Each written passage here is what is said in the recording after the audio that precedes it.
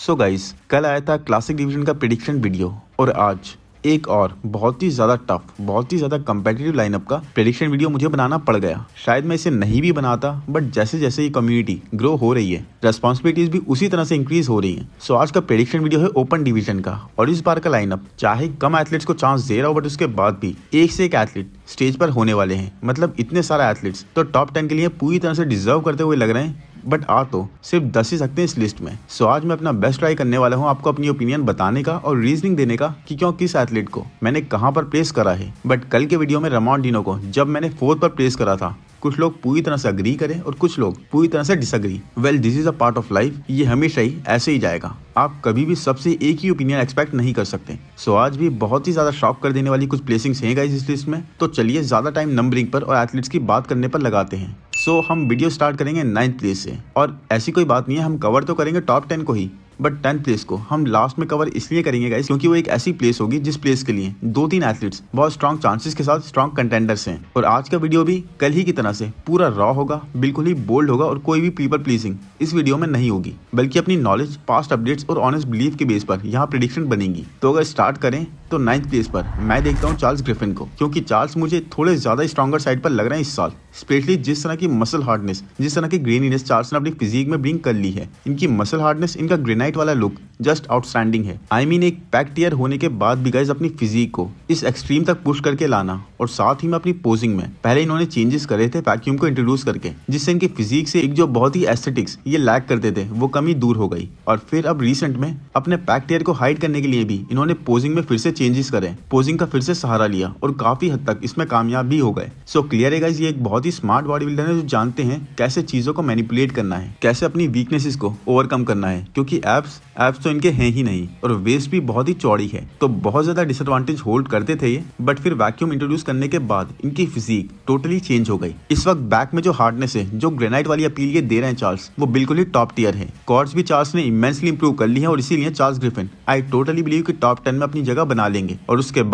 बाद में भी ये अभी रुके नहीं है, बल्कि अभी भी न्यू वेज एक्सप्लोर कर रहे हैं अपनी पोजिंग में इंट्रोड्यूस करने के, ताकि इनके पैक टियर को ये और भी अच्छे से हाइड कर पाए। बट उसके बाद भी गाइस, इवन इस पैक टियर के बाद भी इतनी स्ट्रॉन्ग और मैच्योर फिजिक है इनकी कि एक स्ट्रॉन्ग छाप छोड़ेंगे इस मिस्टर ओलंपिया में। और फिर गाइस 8th प्लेस पर और 7th प्लेस पर मैं 2 बॉडी बिल्डर्स के नाम रखना चाहूंगा जो टोटली एक दूसरे से स्वैप हो सकते हैं। देखो, 8th के लिए मैं देखता हूँ हंटर लब्राडा को, और 7th प्लेस के लिए मैं देखता हूँ माइकल क्रीजो को। तो फर्स्ट अगर 8th प्लेस की बात करें तो हंटर लब्राडा लास्ट ईयर जैसे इनकी पीक मिस थी मिस्टर ओलंपिया में, जिस तरह की परफॉर्मेंस इन्होंने दी थी, उससे ही वेंट इनटू अ शेल। ये खुद खुश नहीं थे जिस तरह से इनकी प्लेसिंग गिरी थी। फिर हंटर ने हर उस चीज में जहां पर चेंजेस रिक्वायर्ड थे उस चीज को समझा, जहां पर चेंजेस करना पॉसिबल था उस चीज को समझा, और थोड़ी सी भी जहां पर मार्जिन थी हंटर ने वहीं पर चेंजेस करके एक extremely powerful, extremely peaked version Tampa pro में सबके सामने प्रेजेंट करा, और सब देखते रह गए। Hunter actually was very very impressive this time. बहुत ज्यादा इंप्रूवमेंट्स विजिबल थी ऑन हंटर्स फ्रेम। हंटर ने इस बार अपने फादर ली लब्राडा से भी काफी हेल्प ली to improve his posing.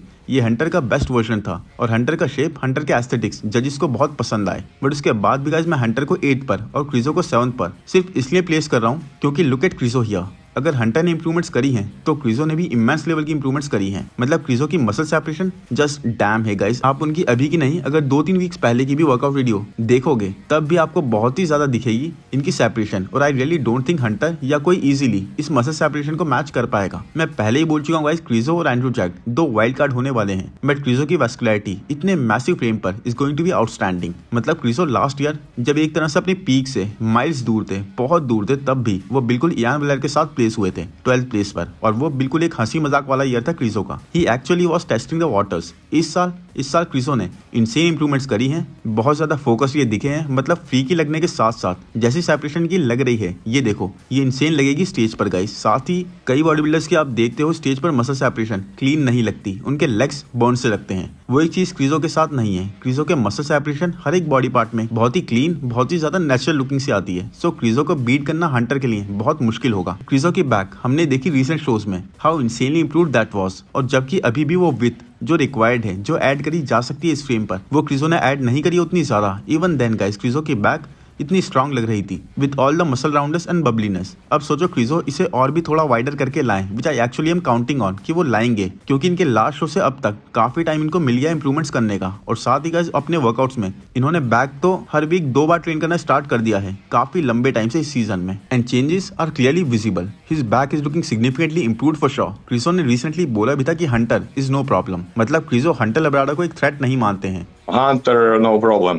Hunter isn't problem. और काफी ज्यादा कॉन्फिडेंट है अपनी प्रोग्रेस से। सी क्रिजो विदाउट इवन कंडीशनिंग हंसी मजाक में ही सिर्फ आउट मसल करके कई शोज जीतते आए हैं। और जब ही इज एक्चुअली सीरियस, जब ये फोकस्ड हैं, इन्होंने कार्डियो इंट्रोड्यूस कर लिया है, पोजिंग प्रैक्टिस ये कर रहे हैं डेली, तब how much damage he can do, specially जब ये ऐसे लग रहे हैं। बस एक चीज मुझे थोड़ा डाउट में डालती है, वो है इनका मिड सेक्शन, जो कि इन्होंने काफी लंबे टाइम से ट्रेन नहीं करा, बल्कि रिसेंटली फोकस्ड होकर ट्रेन करना स्टार्ट करा है। सो वहाँ ये कि थोड़ा हंटर से पिछड़ सकते हैं, बट उसके बाद भी क्योंकि हंटर का मिड सेक्शन भी हमने इस साल काफी डिस्टेंटेड सा होता हुआ देखा, even with all his improvement, तो ये कांटे की टक्कर हो सकती है 7th और 8th प्लेस के लिए। तो अभी के लिए I strongly feel this Krizo is going to be really ready for Hunter Labrada, और क्रिजो 7th प्लेस पर और हंटर ऑन 8th प्लेस। सो अब बारी आती है टॉप 6 की। तो इससे पहले कि टॉप 6 पर जाएं, वीडियो को लाइक कर दिया होगा आपने, राइट? कर दो भाई, वेट मत करो, अभी के अभी लाइक कर दो। अच्छा लग रहा है तो देर कैसी करनी, और सब्सक्राइब करते चलो चैनल को, ताकि कंटेंट आगे भी आप तक जल्दी से जल्दी पहुंचते रहे इसी तरह से। सो 6th प्लेस पर मैं समझता हूँ इस साल एक प्लेस और सरक कर प्लेस करेंगे ब्रैंडन करी। ब्रैंडन इस साल गाइस डाउनसाइज लग रहे हैं अपनी सभी अपडेट्स में, और इस साल आई थिंक हम after a long time Brandon को उनके सबसे कंडीशन वर्जन के साथ देखेंगे, क्योंकि after long time Brandon size को नहीं बल्कि कंडीशनिंग को टारगेट कर रहे हैं विद हिज कोच अब्दुल्ला। वैसे ऑनेस्टली बोलूं तो मैं ब्रैंडन को शायद और भी नीचे यानी कि 7th प्लेस पर रखना चाहता था, बट जजिस को ब्रैंडन का शेप, ब्रैंडन की मसल राउंडनेस बहुत ज्यादा पसंद है। तो आई टोटली बिलीव कि इससे नीचे तो ब्रैंडन इस साल नहीं पुश होंगे। ब्रैंडन ने इस साल काफी अपडेट शेयर करी है हमारे साथ, जिसमें यस हमने ब्रैंडन को इम्प्रूव देखा, बट साथ ही I find it hard to believe कि ब्रैंडन के प्रपोर्शंस इस साल भी उनका कोई साथ देंगे। और जैसी इस साल की बैटल है, स्पेशली अब टॉप 6 में ऊपर के 5 को मिलाकर हर एक चीज बहुत ज्यादा मैटर करने वाली है। छोटी छोटी बातों से, छोटी छोटी चीजों से दूसरे बॉडी बिल्डर्स को चांस मिल जाएंगे आपकी प्लेस ग्रैब करने के। सो यही है, ब्रैंडन अपना बेस्ट ट्राई कर रहे हैं, no doubt in that, but इसके ऊपर मैं ब्रैंडन को with his disproportionate upper and lower body नहीं देख पा रहा हूँ इस साल। और अब बारी आती है नंबर 5 की, जहां पर मैं देखता हूँ सेकंड वाइल्ड कार्ड यानी कि एंड्रू जैक्ट को। और अभी एक रीसेंट पॉडकास्ट में साइको फिटनेस जो कि ट्रेनर है एंड्रू जैक्ट के, वो बैठे हुए थे, और किसी ने आई थिंक जे कटलर थे शायद वो, जिन्होंने एंड्रू को टॉप 3 नहीं बोला था। तो साइको फिटनेस का फेस देखने वाला था, मतलब ही गॉट रियली सीरियस। उनके फेस पर दिख रहा था कि वो कितने ज्यादा हर्ट हुए हैं। तो एंड्रू की फिजिक अभी कुछ टाइम से एक सरप्राइज फैक्टर की तरह से रखी हुई है, कोई भी अपडेट इनकी नहीं आ रही है, nobody knows how he is looking. But जैसे वो टेक्सास प्रो में आया था अभी 1 या 2 महीने पहले, वो बहुत ही ज्यादा इंप्रूवमेंट थी, हर एक एस्पेक्ट एंड्रू की फिजिक का इम्प्रूव था, was carrying more details. But Andrew अभी आई थिंक एक अच्छा ऑफ सीजन और चाहिए एंड्रू की फिजिक को to fill out his frame. बाकी जैसी इंप्रूवमेंट्स और एस्थेटिक्स एंड्रू प्रेजेंट कर रहे हैं guys, I think next season में he will be deadly. But इस साल मैं इन्हें 5th प्लेस पर देखता हूँ, क्योंकि ऑनेस्टली गाइस कुछ शॉट्स तो गोल्ड हैं एंड्रू जैक्ट के, बट कुछ शॉट्स अभी भी इनके फ्रेम को उस तरह से सपोर्ट नहीं कर पाते हैं। बैक में अपनी है सिग्निफिकेंट मास ऐड कर चुके हैं, बट उसके बाद भी 6 फीट 2 इंचेस का होने की वजह से इतने जाइगेंटिक फ्रेम के साथ इनका फ्रेम और भी ज्यादा मसल मास डिमांड करता है। सो वो बात अलग है कि ये टेक्सास प्रो के बाद से ही और भी ज्यादा मसल हार्डनेस लाएं, हैमस्ट्रिंग्स और भी टाइटर हों, और एस्थेटिक्स के बेस पर जजेस एंड्रू को पिक कर लें। इसीलिए इन्हें वाइल्ड कार्ड कहा है मैंने गाइस, बट इसके चांसेस लॉजिकली इस साल तो कम लग रहे हैं मुझे। But I think last year he was 8th right, तो वहां से अब 5th प्लेस पर आना is a huge progress in itself, that is huge guys. और अगर आपको वीडियो अच्छा लग रहा है तो चैनल को सपोर्ट करना बहुत ही इजी है गाइस, कंटेंट को सपोर्ट करना बहुत ही इजी है। Show your appreciation by joining the membership of this channel, ताकि ऐसा ही कंटेंट कंटिन्यू रहे आप तक पहुंचना। सो अब last 4, the final 4, the tough battle, the war zone, the battlefield, जहां पर एग्जैक्टली करेक्ट प्रेडिक्ट करना तो एब्सोल्युटली इम्पॉसिबल है, क्योंकि ये 4 के 4 अपनी स्ट्रेंथ्स रखते हैं और 4 के 4 ही अपनी अपनी वीकनेसेस, और ये पूरी तरह से जजेस उस दिन क्या प्रेफर करते हैं उस चीज पर डिपेंड करेगा। तो अगर मैं आपको एक चीज एक लॉजिक समझाने की कोशिश करूं तो आई थिंक अगर आप लॉजिकली देखोगे तो सैमसन और डेरेक ये दोनों ही मोर एस्थेटिक साइड पर हैं, ज्यादा एस्थेटिक और प्लीजिंग शेप होल्ड करते हैं, जबकि कंडीशनिंग में दोनों की ही कमी रह जाती है थोड़ी सी। तो यहाँ पर हो गया शेप, और दूसरी तरफ हार्डी और निक, ये दोनों कंडीशनिंग वाले बॉडी बिल्डर हैं। हार्डी एब्सोल्युटली हार्ड, ग्रेनी और next level condition muscle hold करते हैं, एक ग्रेनाइट जैसी फिजिक, एक अनमैचेबल कंडीशन, जबकि एस्थेटिक साइड पर वो भी इतने नहीं है, वैसा टेपर वैसा शेप उनका भी नहीं है। साथ ही निक भी कंडीशनिंग के गेम में स्पॉट ऑन है, नेक्स्ट लेवल फील्ड आना, नेक्स्ट लेवल एक्सट्रीम तक पुश करना, कंडीशन आना, इस चीज में आप निक पर भी हार्डी की तरह से बैट लगा सकते हो। तो 2 बॉडी बिल्डर हो गए एस्थेटिक्स वाले और 2 हो गए टोटली कंडीशनिंग टॉप नॉच लाने वाले। सो अब नंबर 4 की बात करें तो यहाँ पर मैं देखता हूँ सैमसन डॉडा को। अब कई चैनल्स हैं जिन्होंने सैमसन को फर्स्ट पर भी रखा है और कई चैनल्स ने सैमसन को फोर्थ पर ही रखा है और सबकी अपनी अपनी रीजनिंग है। तो देखो गाइस, हम सभी लोग प्रेडिक्ट कर रहे हैं, बाकी एक्चुअल में शो डे पर ही डिसाइड होगा। We all can be wrong, we all can be right. तो be sensible, logical and mature enough to understand कि आप या तो इस लॉजिक से, इस रीजनिंग से रिलेट कर पाओगे या फिर नहीं करोगे। बट अगर आप नहीं भी करोगे तो भी मेच्योर इनफ टू अंडरस्टैंड कि ये आप किसी और के ओपिनियन देख रहे हो एंड आपकी ओपिनियन उससे अलग हो सकती है और इन 4 के 4 में से कोई भी ये टाइटल लेकर जा सकता है। कोई भी ऐसा बिल्कुल ही डोमिनेटिंग नहीं है जैसे रॉनी या फिर फिलहीथ हुआ करते थे। They all are very strong, मतलब very very strong all 4, but कोई भी अनबीटेबल नहीं है। ऐसा नहीं है जो अपनी एक एरा स्टार्ट कर दें। तो मैं ये 4 अपनी ओपिनियन आपके सामने रख रहा हूँ उनके बारे में जैसा मुझे लग रहा है, बट एब्सोल्युटली कोई भी कहीं भी प्लेस हो सकता है शो डे पर, depending on how they come and what जजेस वांट फ्रॉम देम। सो मेरी ओपिनियन यहाँ पर ये है सैमसन को 4th पर रखने की, कि सैमसन की इंप्रूवमेंट्स ओपन डिवीजन में इस एक साल में इंसेन रही है। सबसे ही ज्यादा स्पीड से अगर किसी ने और सबसे ही ज्यादा अगर किसी ने इंप्रूव करा है तो वो है सैमसन डॉडा अनडाउटेडली। बट एक तो इनकी स्किन क्वालिटी अभी तक मुझे वैसी ही थिनर साइड पर नहीं लगती, बल्कि काफी ज्यादा थिकर साइड पर लगती है, काफी मोटी स्किन इनकी लगती है। दूसरी चीज ये कि इनकी मसल सेपरेशन मैं इस साइज पर जो इसी सीजन में बना है, इसी सीजन में ऐड हुआ है। जैसे लास्ट ईयर डेरेक का था तो हैनी रैमबोर्ड ने भी बोला था कि you must season your gains, ताकि विद टाइम उनमें मैच्योरिटी और सेपरेशन आ सके। तो वो चीज मुझे नहीं लगती गाइस सैमसन में अभी भी आएगी इसी साल। प्लस सैमसन की बैक, जब से निक ने बोली है बॉक्सी सी, तब से Samson has improved a lot. Samson की बैक काफी ज्यादा इंप्रूव्ड लग रही है, showing more details, more science. But with that said अभी भी वो width in lats is required,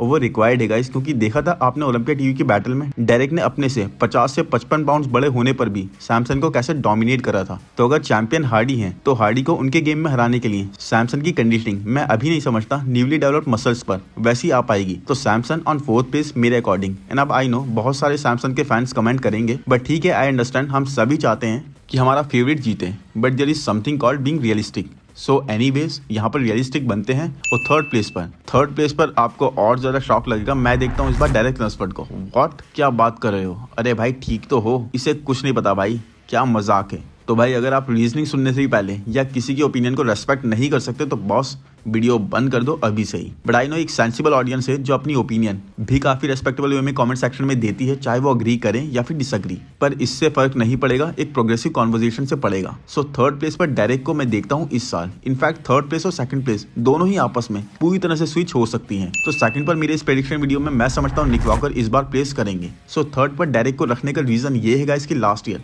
Derek जब आए थे, no one on the stage और इन द क्राउड न्यू कि वो लोग क्या विटनेस करने वाले हैं। तो जब डेरेक आए और उन्होंने अपना फ्रंट रिलैक्स पोज हिट करा तो बैम, शॉक फैक्टर, वाव फैक्टर बहुत ज्यादा था सबके लिए, जिसे लोग हैंडल करने के लिए रेडी नहीं थे। एक न्यू बहुत ही एस्थेटिक सी फिजिक सबके सामने थी, जजेस के सामने भी, बट वो शॉक फैक्टर, वो वाव फैक्टर इस साल नहीं होगा। इस साल सब डायरेक्ट से देखना चाहेंगे इंप्रूवमेंट्स जिन पर लास्ट ईयर काम की जरूरत थी। उनके चेस्ट पर इंप्रूवमेंट्स, उनकी मसल सेपरेशन में इंप्रूवमेंट्स, उनके आर्म्स स्पेशली आर्म्स में इंप्रूवमेंट्स। और आई एम सॉरी टू से बट डायरेक्ट के लेग्स इंप्रूव तो होंगे सिग्निफिकेंटली, उनकी क्वाड्स इंप्रूव होंगी, उनका चेस्ट भी काफी हद तक इंप्रूव होगा, बट उनकी मसल सेपरेशन, उनकी कंडीशनिंग और साथ ही उनके आर्म्स जो मैंने अभी रिसेंट वीडियो में किसी में कवर करे थे वो इंप्रूव नहीं होंगे। क्योंकि लास्ट वीडियो में जब हमने डायरेक्ट के आर्म्स देखे थे गाइस तो दे वर सेम। अब ये जेनेटिक थिंग बोल लो आप, या इनको और टाइम चाहिए कि इस तरह से सॉगी, इस तरह से सॉफ्ट ना दिखे इनके आर्म्स आगे से, जो भी हो, बट अभी भी they are not looking improved. और ये चीजें मैटर करेंगी और ये सभी चीजें निक के लिए एक रास्ता खोल देंगी, स्पेशली तब जब निक वॉकर अपनी स्ट्रेंथ्स पर खेल रहे होंगे, कंडीशनिंग में हार्डी के बिल्कुल नेक्स्ट होंगे।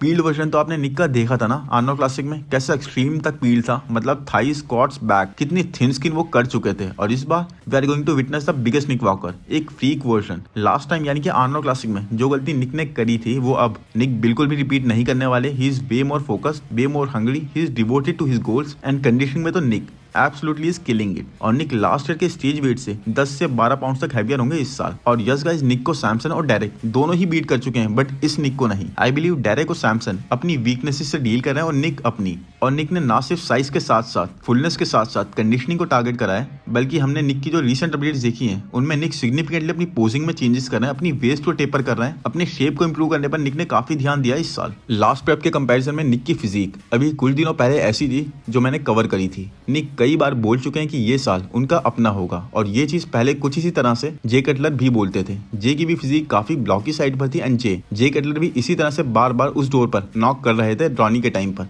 ही said it until he did it, but despite everything all the hate, Nick ने हर साल अपनी प्लेसिंग्स के बेस पर अपने रिजल्ट्स के साथ बात करी है। सो लेट्स सी इस साल क्या होता है। बट डेरेक और निक में चूज करना सेकंड प्लेस के लिए गाइस बहुत ही मुश्किल है। मतलब मेरा लॉजिक निक की तरफ जा रहा है, बट डेरेक का शेप, चलो चाहे वो वाव फैक्टर ना लाएं बट फिर भी जजेस अगर एस्थेटिक्स को प्रेफर करेंगे तो डेरेक एब्सोल्युटली सेकंड प्लेस पर प्लेस कर सकते हैं यहाँ पर, क्योंकि डेरेक एब्सोल्युटली इंप्रूव तो होंगे और थर्ड पर निक को मूव। सो ये दोनों ऐसे ही है गाइस, कोई भी एब्सोल्युटली 100% श्योर आपको नहीं बोल सकता, स्पेशली जिस तरह का हंगर इन दोनों की तरफ से दिख रहा है इस साल। मतलब I must tell you guys कि इस साल ये दोनों ही एब्सोल्युटली डिजर्व करते हैं और दोनों ही मुझे अच्छे लगेंगे अगर कहीं भी प्लेस होते हैं तो टॉप पर। हर एक चीज इस शो में एक्सट्रीम लेवल की dedication, hard work, focus, drive इन लोगों ने दिखाई है। निक ने तो गेस्ट पोजिंग भी काफी करी है इस साल, वहीं डेरेक ने काफी पॉडकास्ट अटेंड करे हैं। मतलब they both can be really good faces of the sport, बहुत अच्छे से रिप्रेजेंट कर सकते हैं ये स्पोर्ट को और आईवीबी को। बट फर्स्ट प्लेस के लिए विनर के लिए तो मैं इस साल भी हार्डी को ही देखता हूँ। कुछ लोग डेरेक को बोल रहे हैं, कुछ सैमसन को तो कुछ निक को, बट आई फील हार्डी की मसल मैच्योरिटी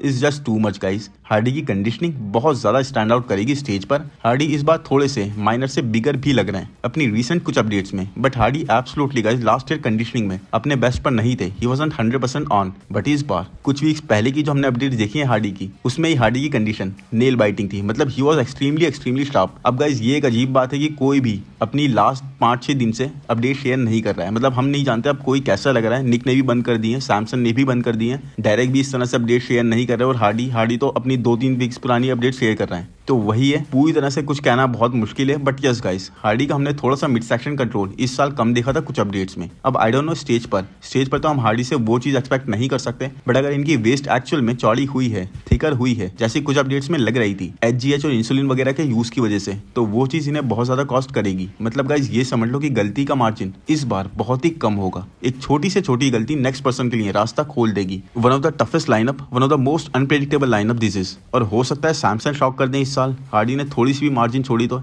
या फिर डायरेक्ट शॉक कर दें, या फिर one of the fan favourite walker nation को लीड करते हुए निक वॉकर शॉक कर दें बॉडी बिल्डिंग इंडस्ट्री को। एक एब्सोल्युटली इंसियन बैटल हमें देखने को मिलने वाली है गाइस बस 2-3 दिन में ही। मैं तो पेपर व्यू बाय कर चुका हूँ, आपको भी यही सजेस्ट करूंगा कि आप भी कर लो अगर फाइनेंशियली आपको ये चीज आपकी पॉकेट अलाउ कर दिए तो, क्योंकि ये बॉस $75 आई थिंक $75 अमाउंट तो अच्छी है, बट 3-4 दिन का इवेंट है और हर एक दिन काफी लंबा इवेंट चलेगा, तो काफी ज्यादा हाइप है, काफी एक्साइटमेंट है, काफी ज्यादा मजा आएगा। It will be worth it. बाकी 10th प्लेस के लिए जो बात नहीं करी थी, अब अगर मैं उसकी बात करूं एंड में, तो उसके लिए मेरे पास 3 नाम हैं, जिसमें सबसे ऊपर मैं रखूंगा रीगन ग्राइम्स को, क्योंकि रीगन अगर एब्सोल्युटली ऑन नहीं भी हुए तब भी गाइस रीगन का साइज हम सबने देखा इंप्रूव था। रीगन की बैक, स्पेशली सारे ही बैक शॉट्स काफी स्ट्रांग हैं, top to bottom he is very balanced. बस थोड़ा एक पीक को लेकर इशू रहता है, बट शेप अनडाउटेडली बहुत ही ज्यादा एस्थेटिक है जो जजेस को बहुत पसंद आ सकता है। तो वही है गाइस कि अगर ये पीक मिस भी करेगा तब भी शेप के बेस पर, एस्थेटिक्स के बेस पर, कंप्लीटनेस के बेस पर he can be a part of top 10। और सेकंड इस प्लेस के लिए मैं देखता हूँ टोनियो बर्टन को, द प्रेडेटर को। Absolutely hard,